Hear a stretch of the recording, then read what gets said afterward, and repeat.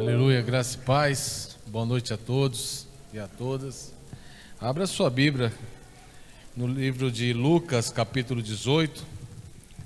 Nós vamos ler a partir do verso 35. É um texto bem conhecido, mas deixa o Espírito de Deus falar ao seu coração. Amém? Lucas 18, verso 35.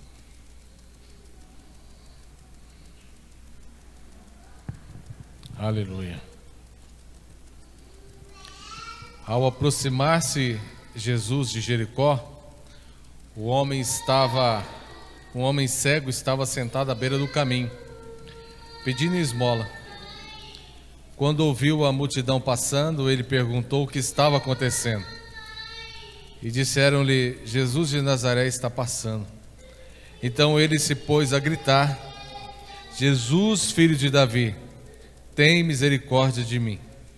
Os que iam adiante o repreendiam para que ficasse quieto, mas ele gritava ainda mais: Filho de Davi, tem misericórdia de mim. Jesus parou e ordenou que o homem lhe fosse trazido. Quando ele chegou perto, Jesus perguntou-lhe: O que você quer que eu lhe faça? Senhor, eu quero ver, respondeu ele. Jesus lhe disse: recupere a visão, a sua fé o curou. Imediatamente ele recuperou a visão e seguia Jesus, glorificando a Deus. Quando todo o povo viu isso, deu louvores a Deus. Amém? Louvado seja o nome do Senhor. Amados, Jesus estava em uma dessas peregrinações, como a gente viu esses dias aí, nessas peregrinações para Trindade, né? Galera tudo saindo a pé. Semana passada a gente, quando veio no domingo para Remídia de manhã, a gente se deparou no meio do caminho com os carros de bois, né? Travando a estrada, travando o trânsito na rodovia. Mas cada boi é mais bonito que o outro. Dá vontade de parar para ficar tirando foto, né? Que é até interessante a tradição. Muitas pessoas vindo na romaria. Inclusive até a gente trocando ideia com alguns irmãos, alguns pastores. Nós tivemos uma reunião de pastores do segunda-feira passada. Eu conversando com alguns irmãos, e os irmãos falando sobre essa questão da romaria, da idolatria e tudo. Eu falei assim: rapaz, isso é uma porta que Deus abre para nós. Essas peregrinações, isso é tremendo. Nós poderíamos, como igreja, como conselho de pastores, representando todas as denominações de Pontalina, a gente poderia criar uma tenda de apoio ao romeiro, para receber as pessoas, dar alimento para eles, conversar com eles, panfletar, trocar uma ideia, entendeu? Até mesmo seguir na caminhada da peregrinação com eles e apresentando o Cristo para eles, né? Seria uma porta aberta que Deus abre para a gente poder apresentar o amor de Deus e não mostrar uma raiva ou até mesmo uma resistência, uma crítica a respeito da fé deles, porque nós sabemos que Jesus está em uma direção, mas eles acreditam que Jesus está na outra direção. O que eles não sabem é o caminho. Eu acho que se a gente parar no meio do caminho, a gente tem como ensinar o caminho. Olha, vocês estão indo para cá, mas Jesus está indo para cá. Jesus está ali, né? Então acho que seria um bom papel para a gente fazer isso, parar no meio da peregrinação e ser relacional com eles, né? Seria interessante. Alguns concordaram, outros não. Mas olhando para o texto, Jesus estava numa peregrinação. E a peregrinação de Israel é totalmente diferente da motivação que a gente vê em muitas romarias por aí. A peregrinação é que cada varão, a partir dos seus 8 anos de idade, ele tinha que se deslocar da sua região, da sua cidade, para ir para Jerusalém, no dia das festas, das principais festas de Jerusalém. Então, eles se deslocavam daquele lugar. E o texto que nós lemos, Jesus está em uma dessas. Então, ele está seguindo, junto com ele tinha uma multidão, os discípulos, ele está indo em direção a Jerusalém para a festa da Páscoa. E a Bíblia fala, e é até interessante a maneira que algumas traduções da nossa língua portuguesa traz, que você vai olhar o texto, e o texto ele começa dizendo assim: ao aproximar-se Jesus de Jericó. né? Em outras versões, ao sair Jesus de Jericó. E no capítulo 19, ao entrar Jesus em Jericó, né? Aí, se você... Eu acho interessante essa didática, porque isso obriga a gente a olhar com mais com meditação ao texto. E nos faz tentar buscar a curiosidade de saber por quê. Jesus estava entrando, Jesus estava saindo. Então, por causa dessas peregrinações, na época de Herodes o Grande, o tetrarca, que morreu no ano 4, antes de zerar o calendário, Herodes, ele reformou o templo em Jerusalém, né, dando total condição e liberdade para os judeus cultuarem e desenvolver as suas festas. Mas também, o que ele fez? Ele restaurou Jericó. Ele fez a restauração de Jericó, que era o ponto de apoio, porque Jerusalém, ele ficava no monte, e aí o trajeto era 25 quilômetros. A última cidade entre Jerusalém, que vinha da galera, passava para abastecimento, era Jericó. E aí, a partir de Jericó, era 25 quilômetros de subida. Então a galera parava em Jericó, descansava, bebia água, comia. Então, quando Herodes foi lá e restaurou Jericó, ele construiu um templo em Jericó, e tinha ali cerca de 3.000 sacerdotes que davam essa assistência ao romeiro, ao povo, aqueles que vinham andando em direção a Jerusalém. Eles davam toda essa assistência. E é interessante que a didática que o texto nos dá é para mostrar um comportamento de Jesus. É para mostrar uma atitude de Jesus em relação a essas questões que eu quero conversar com vocês nessa noite. Então, Jesus está indo em direção a Jericó. Jesus passa pela Jericó velha, por isso que alguns textos falam que Jesus está saindo, e Jesus está entrando na nova Jericó.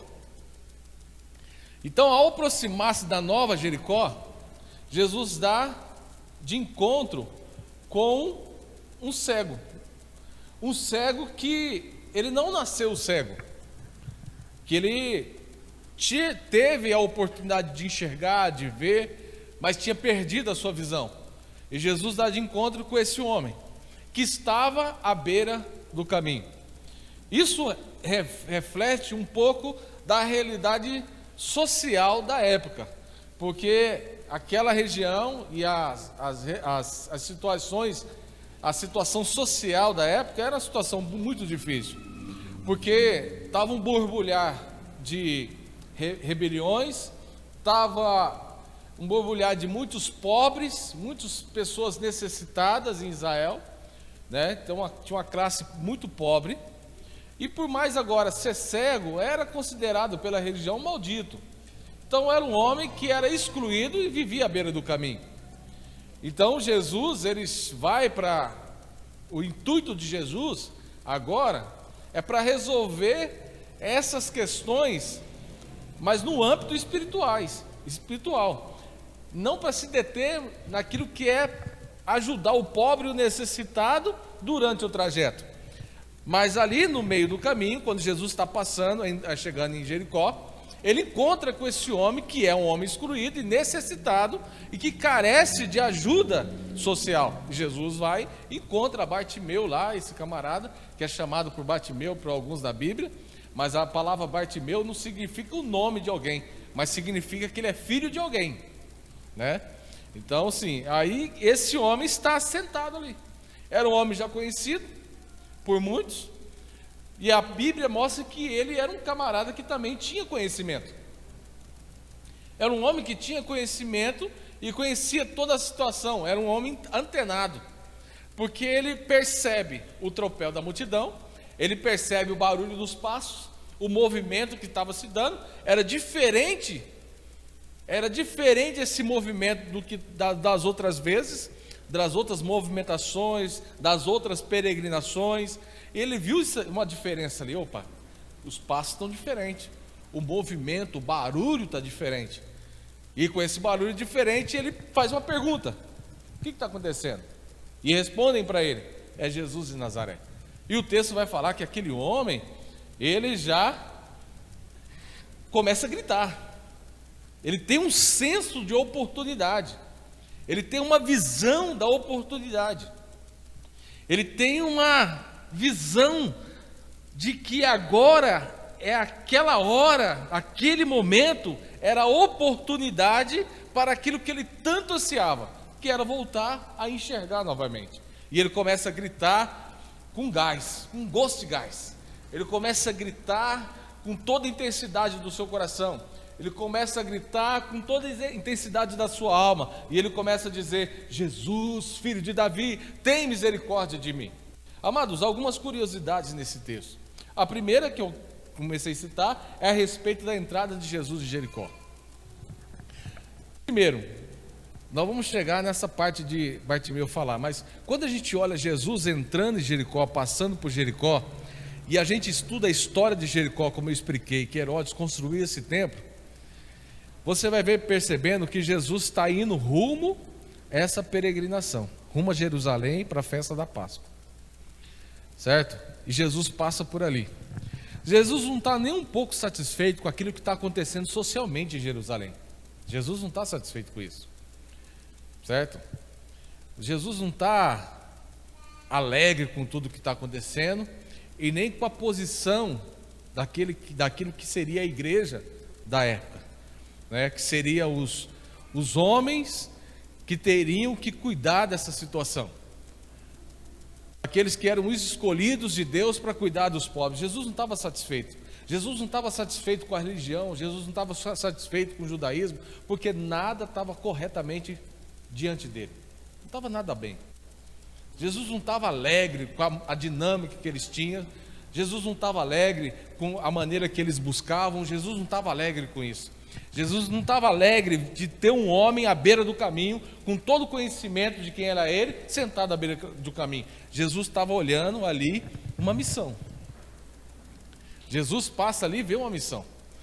A gente trabalhou numa missão chamada Missão Vida durante alguns anos, eu e a Roseli, lá que a gente se conheceu. Lá ela ficou apaixonada por mim, deu muito trabalho, né? Até eu me senti obrigado de casar com ela, né? Para a felicidade dela, graças a Deus, viu?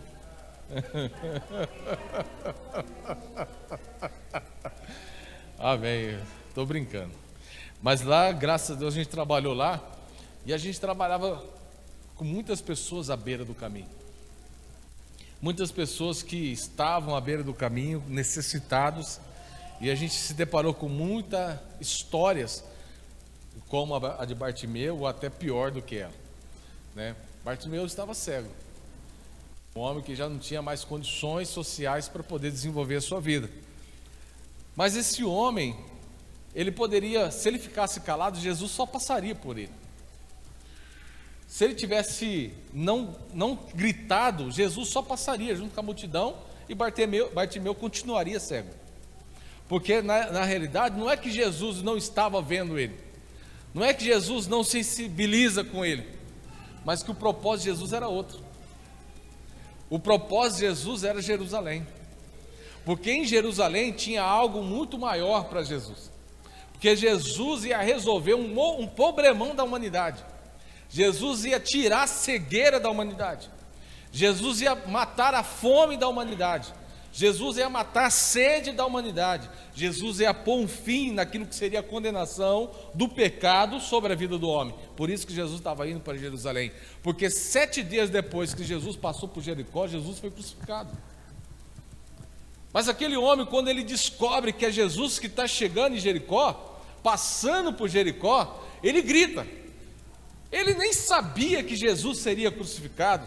Certamente só os discípulos receberam de Jesus uma palavra sobre isso, mas mesmo assim eles nem entendiam que iria acontecer 7 dias depois. Mas Jesus sabia. Jesus já estava preparado para isso. E Jesus, interessante que ele passa por Jericó, e ele não se alimenta em Jericó, como todo mundo se alimenta. Ele não descansa em Jericó como todo mundo descansa, porque Jesus mostra a sua indignação com a igreja atual. Vou colocar a igreja, porque a igreja não tinha sido institucionalizada ainda, mas era o povo de Deus. Jesus não estava satisfeito com nada, porque Porque a religião naquela época simplesmente tomou um proveito. Então, o governador, o rei, o imperador deu para eles o que eles queriam. O que eles queriam era condição para cultuar, e se desse a condição deles cultuar já era para eles o suficiente, e o Estado podia fazer o que quisesse. E eles também, eles só queriam ter o direito de ter o templo, cuidar do templo, receber do templo, viver do templo, mas não queriam saber daquilo que eram as responsabilidades do templo com a comunidade. Eles não tinham essa responsabilidade, não tinham mais esse cuidado. E Jesus não queria ser como todo mundo, porque todo mundo passava por ali, ia para o templo, comia no templo, bebia água no templo, descansava, era cuidado pelos sacerdotes. E Jesus mostra a sua indignação de uma maneira tranquila. O que ele faz? Ele entra em Jericó, e quando ele entra em Jericó, ele procura quem? Ele procura o templo?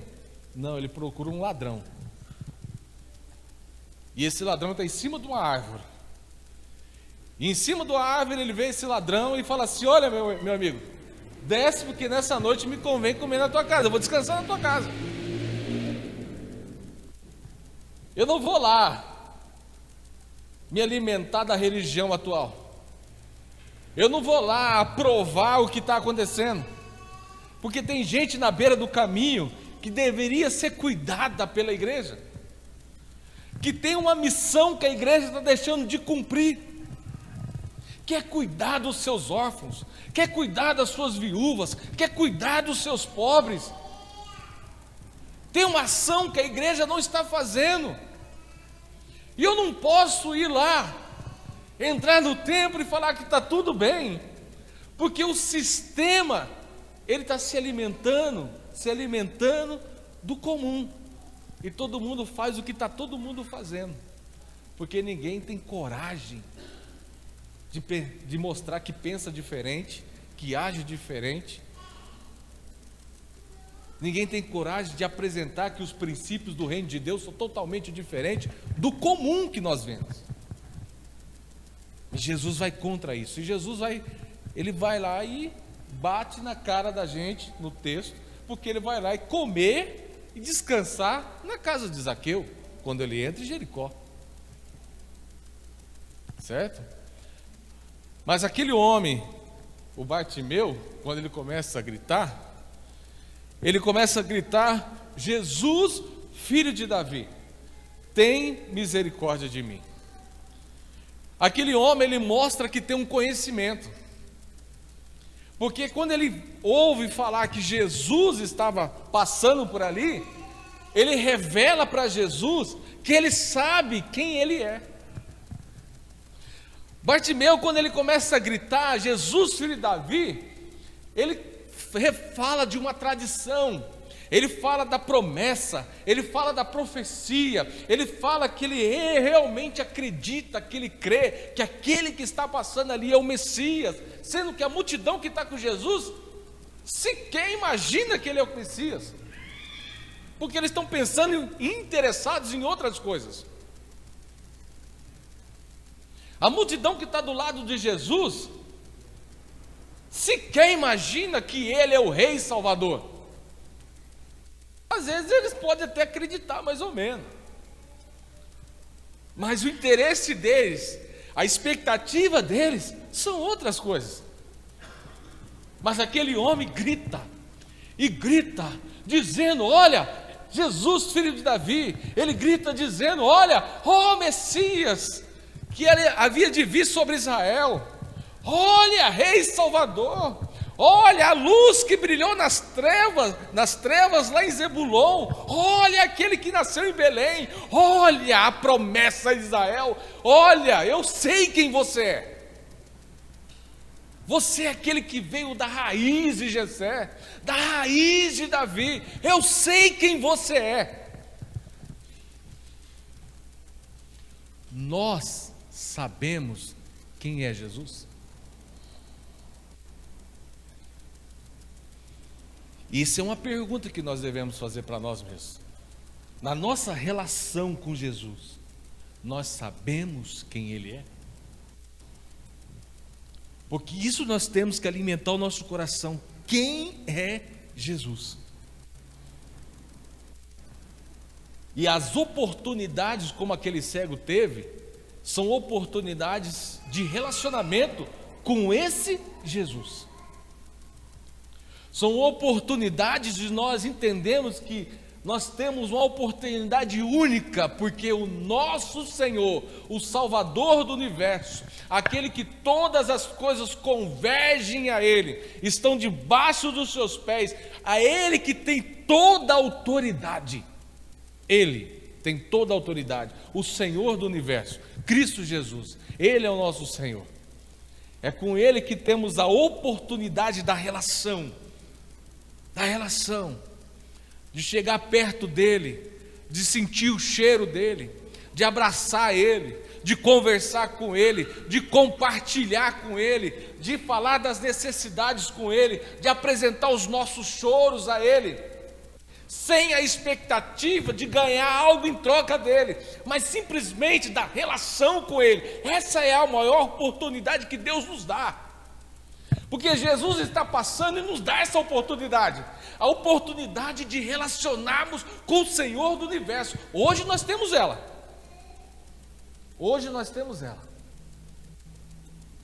mas se nós não pararmos para trazer entendimento e conhecimento, porque isso é uma coisa que Deus quer de nós, conhecimento dEle. A Bíblia, ela é uma revelação de quem Deus é e dos planos de Deus e do seu Cristo. E a Bíblia nos traz conhecimento de Deus. E Deus traz essa revelação para que tenhamos conhecimento dEle. E conhecimento é algo que nos traz plenitude no coração. E se nós não conhecemos a Deus, nós não vamos entender quem Jesus é. E a nossa relação com Jesus é a relação da distância, da barganha, uma relação fria, uma relação que não gera amizade.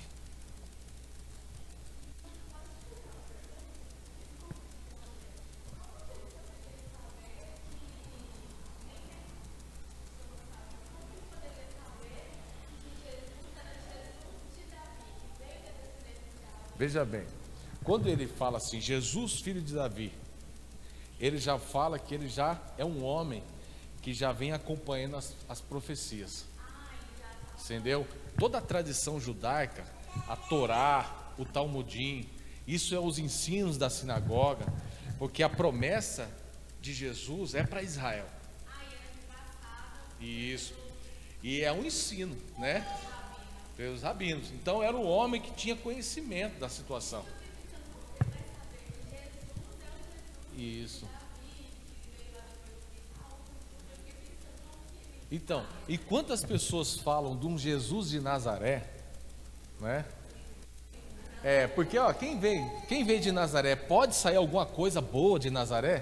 Tem um texto da Bíblia que fala assim, né? Quando alguém pergunta, foi até mesmo um dos discípulos que Jesus foi chamando, ele falou assim, pode sair, acho que foi Filipe, falou assim, pode sair alguma coisa boa de Nazaré?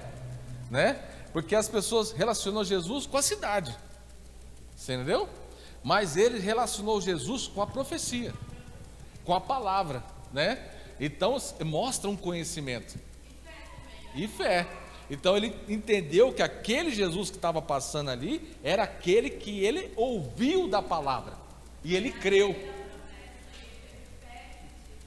Está entendendo? E ele creu. Então, muitas vezes, nós estamos relacionando com Jesus, que às vezes nós ouvimos um testemunho de alguém falando que falou com Jesus e Jesus deu para ele, e nós estamos igual os 7 filhos de Seva, né? Que fala assim lá em Atos dos Apóstolos: olha, eu desconjuro Satanás em nome do Jesus que Paulo prega. Está entendendo? Então é o seguinte, às vezes a gente está buscando uma relação com Jesus que é íntimo de outro, mas não nosso. E quando eu falo, nós sabemos quem Jesus é quando eu falo isso, eu quero dizer, eu não me relaciono com Jesus que é íntimo do meu irmão, eu me relacionando com Jesus que é íntimo meu, pela palavra. porque essa palavra me trouxe um conhecimento dele, gerou fé no meu coração, e eu busco uma intimidade com ele. Eu aproveito as oportunidades que ele me dá dessa relação.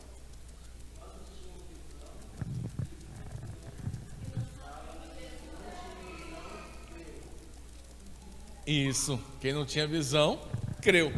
Trouxe luz às trevas, né? Então o que acontece? Aquele homem estava na beira do caminho, e ele teve a oportunidade, e falou desse Jesus. E aí, legal do texto, aqui em outra, Marcos, Mateus, não sei qual deles falam, que os discípulos tentavam apaziguar, acalmar aquele homem, né? E Jesus manda chamá-lo. E quando chama, a Bíblia fala que ele deu um salto e lançou de si a capa. O morador de rua, cara que vive à beira do caminho, pedindo esmola, você vai pegar qualquer morador de rua aí, quando a gente recebia lá na Missão Vida o morador de rua, a coisa mais difícil para a gente arrancar dele era o cobertor e o papelão. Cara, era difícil, porque a gente ia dar banho, trocar de roupa, mas ele queria garantir que o papelão e o lençol e o cobertor dele estava guardado. A gente queimava, jogava fora, e era proibido depois do almoço a galera deitar assim, depois na hora de serviço, deitar no papelão, para tirar a cultura do papelão do cara. Entendeu? Porque era difícil arrancar isso do camarada, porque o cara viveu anos e anos na rua. Então, para ele, a capa era a segurança dele, era tudo que ele tinha, era tudo que dava garantia de segurança para ele. Agora, quando Jesus chama ele, não, deu um salto, lançou de si a capa e foi até Jesus, entendeu? Porque ele sabe quem é Jesus.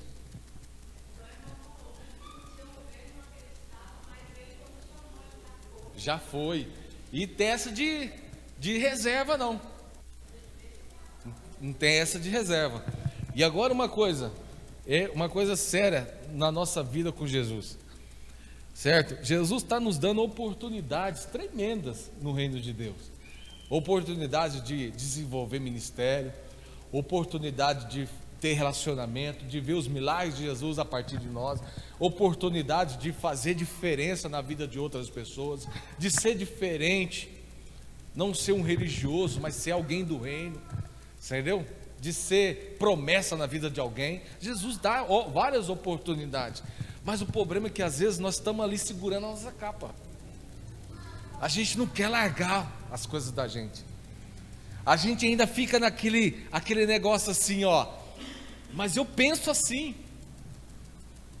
Mas eu penso assim.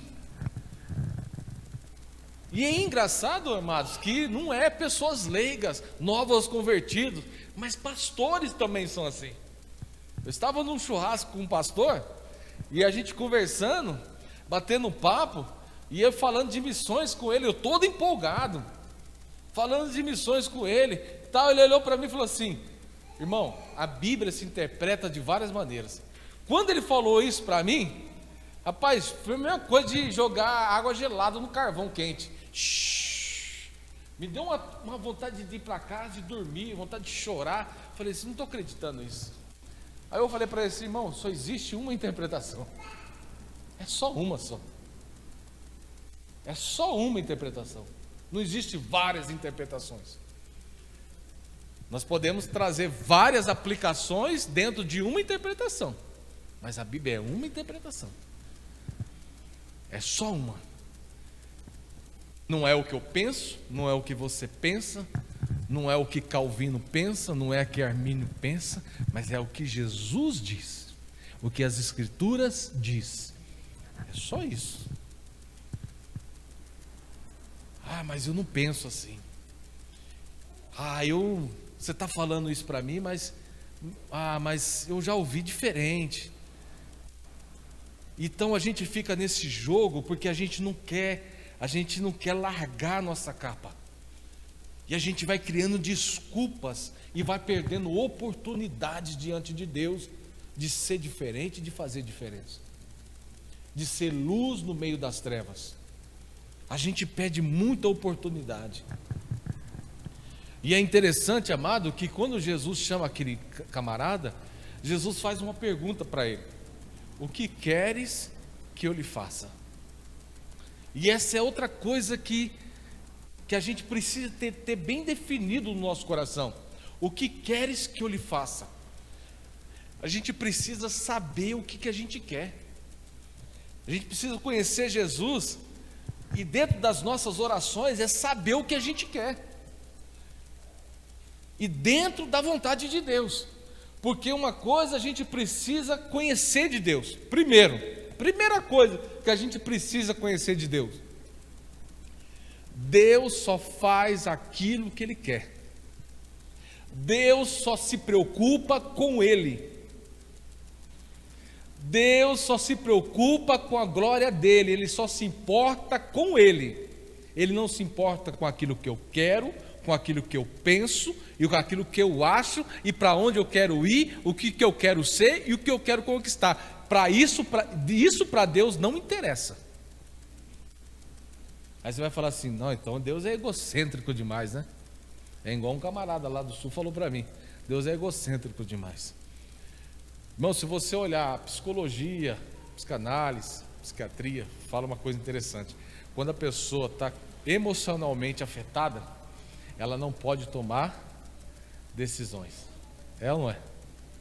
Ela não pode tomar decisões. Nós estamos totalmente afetados pelo pecado, certo?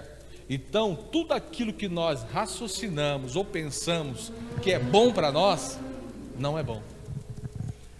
Todo o caminho que eu traço para mim, imaginando que é bom para nós, está afetado pela minha natureza pecaminosa. Não é que Deus é egocêntrico, mas a palavra de Deus fala que Deus tem pensamento de paz e não de mal para nós.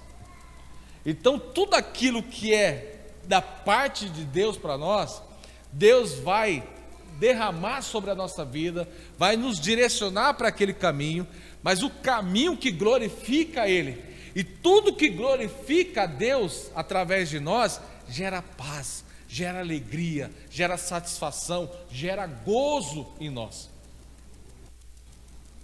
Tudo que eu faço que glorifica a Deus, eu vou estar satisfeito.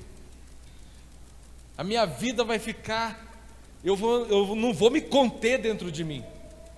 Já teve experiências onde você fez coisas que Deus estava direcionando você a fazer, e quando você vai lá e faz, ou até mesmo Deus, igual esses dias, Deus falando para as irmãs: faz uma visita, e foram resolveram fazer essa visita. E as irmãs numa depressão danada, rapaz. Estava quase ouvindo Chitãozinho Chororó lá, tudo lá.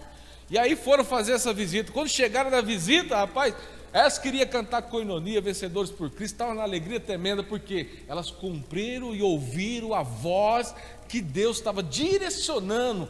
Então aquela ação, aquela visita, trouxe glória a Deus. Então tudo que eu faço que glorifica a Deus gera satisfação, gera alegria para mim, porque eu me encontro, porque foi para isso que eu fui criado, porque a essência, a natureza para aquilo que eu fui criado, ela vai acontecer em mim. Então o que acontece? Quando Jesus pergunta para mim: o que queres que eu lhe faça? Eu tenho que saber o que eu quero, e o que eu quero está dentro da vontade dEle, está dentro do propósito dEle para a minha vida, dentro do propósito da missão que Ele tem para mim. Deus tem uma missão. E outra coisa, se Deus está mandando você ir para o sul, é para o sul que você vai. Não interessa o que você quer ir para o norte. Você pode tentar para o norte, você vai bater cabeça até você chegar no sul. E vai chegar no sul contrariado. Porque Deus falou: é o sul, irmão. Não adianta você orar. O problema aqui é o seguinte: as pessoas querem orar a Deus e querem colocar diante de Deus coisas que eles acham que é assim. Ou até mesmo quando nós chegamos diante de Deus e Jesus pergunta para a gente: o que queres que eu lhe faça? A gente tem tanta ansiedade da relação que a gente não sabe nem o que a gente quer. E a gente, não, peraí, nossa Deus, eu não sei. O que se eu fizer para mim tá bom. Entendeu?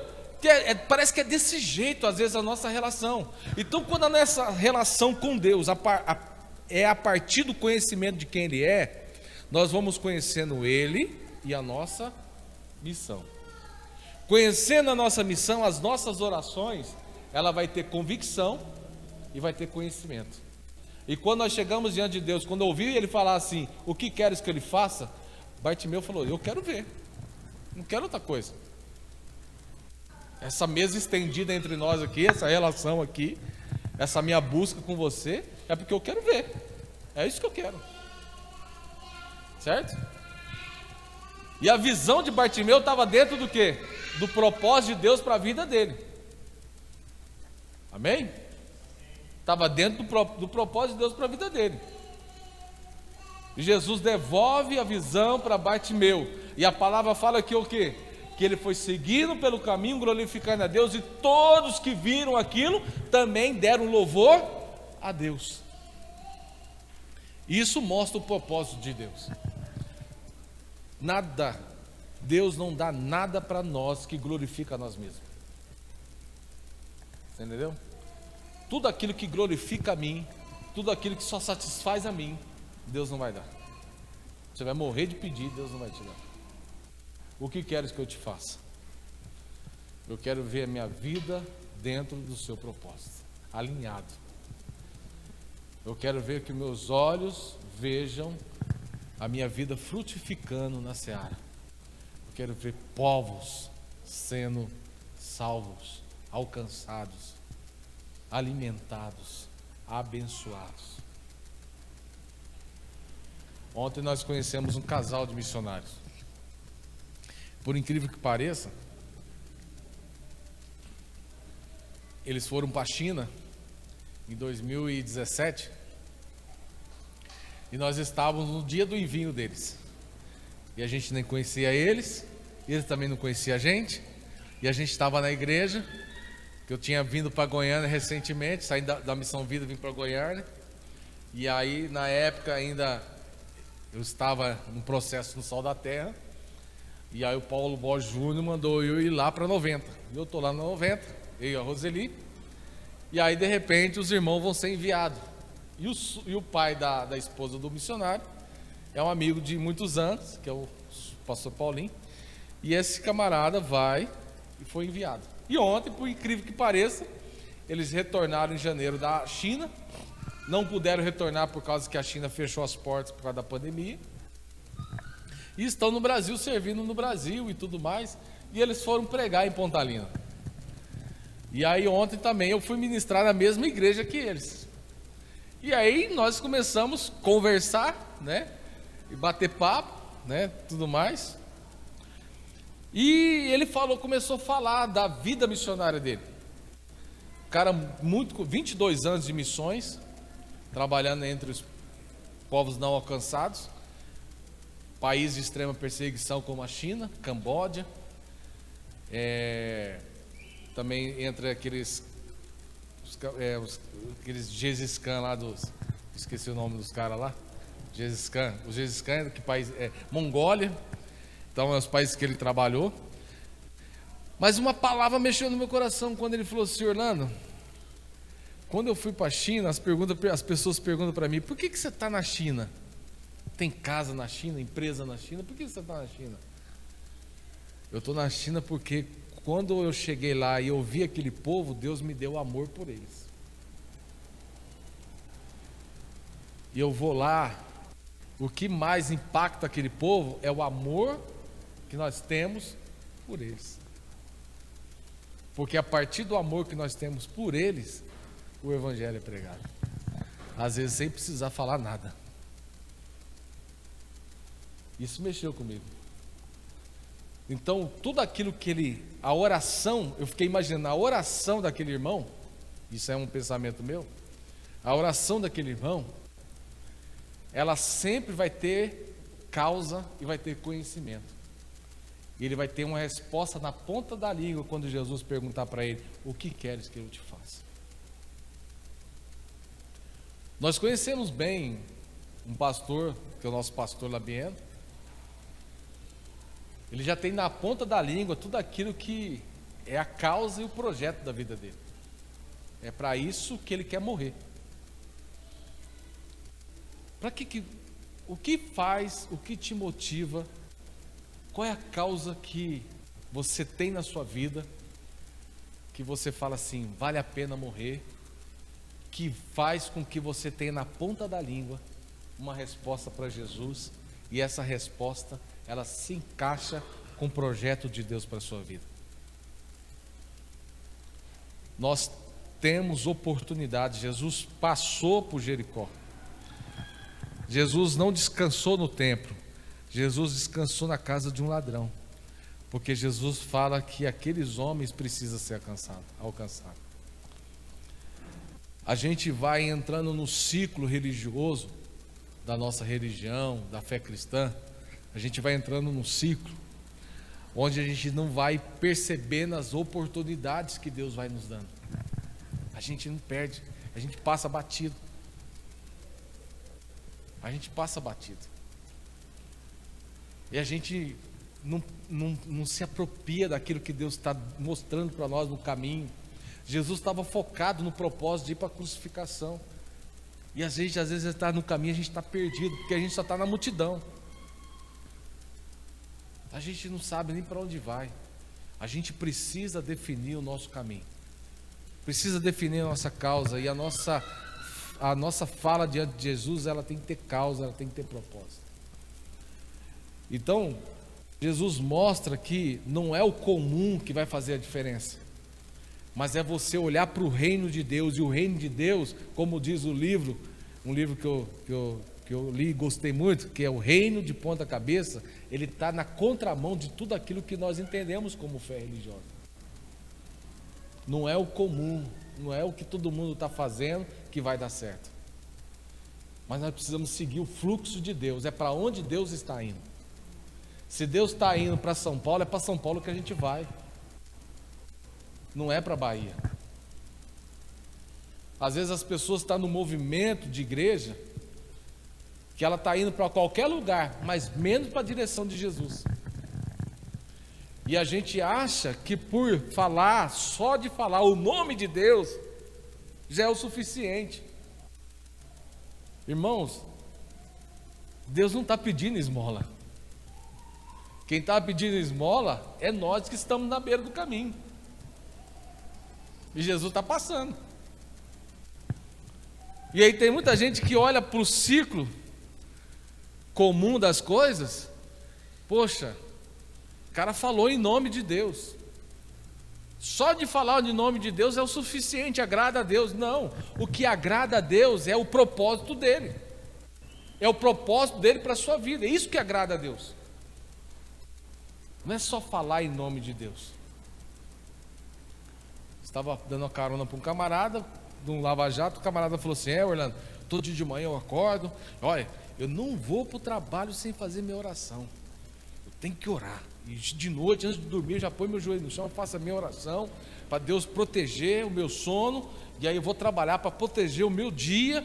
E aí, rapaz, precisa de ver. Desde que comecei a orar, Deus abriu as portas e é caro demais que eu estou lavando. Eu falei: é mesmo, irmão? Benção. E qual que é o propósito para a sua vida? Você já parou para pensar o que Deus quer de você? Você já perguntou para Deus nas suas orações o que Ele quer de você? Porque até então você está me falando, todos os dias você ora falando com Deus e mostrando para Deus o que você quer dele. Mas você já perguntou para Deus o que Ele quer de você? Porque o dia que você perguntar para Deus o que Ele quer de você, a sua vida vai mudar. E você vai correr o risco dos carros desaparecer do seu lava-jato. Você vai correr o risco de as coisas não dar certo mais para a sua vida, até você entrar no caminho do propósito de Deus para a sua vida. Jesus está passando, amado, e está dando oportunidade para nós. E tem muita gente perdendo a oportunidade de ser diferença nessa geração. Tem muita gente perdendo a oportunidade de realmente entrar na direção de Deus para a sua vida, porque não tem convicção, não sabe o que quer e por não saber o que quer, Jesus está morrendo de falar: o que queres que eu te faça? Não sei, Jesus, faz qualquer coisa aí, tá bom. Fala para Jesus, amado, o que você quer. Apresenta para Jesus a causa que Ele colocou no seu coração. E eu tenho firme convicção que tudo aquilo que você pedir ligado nele, no nome dele, Ele te dará. Você entendeu o que eu quero dizer? Não é promessa de jargão. A Bíblia fala que aquele que estiver ligado em mim, tudo que pedir em meu nome, ele receberá. E ligado é no propósito dele. É o que dá glória a ele. É o que glorifica a ele. O que você pode fazer na sua vida que glorifica a Deus? Amém? Que Deus possa falar ao seu coração em nome santo de Jesus.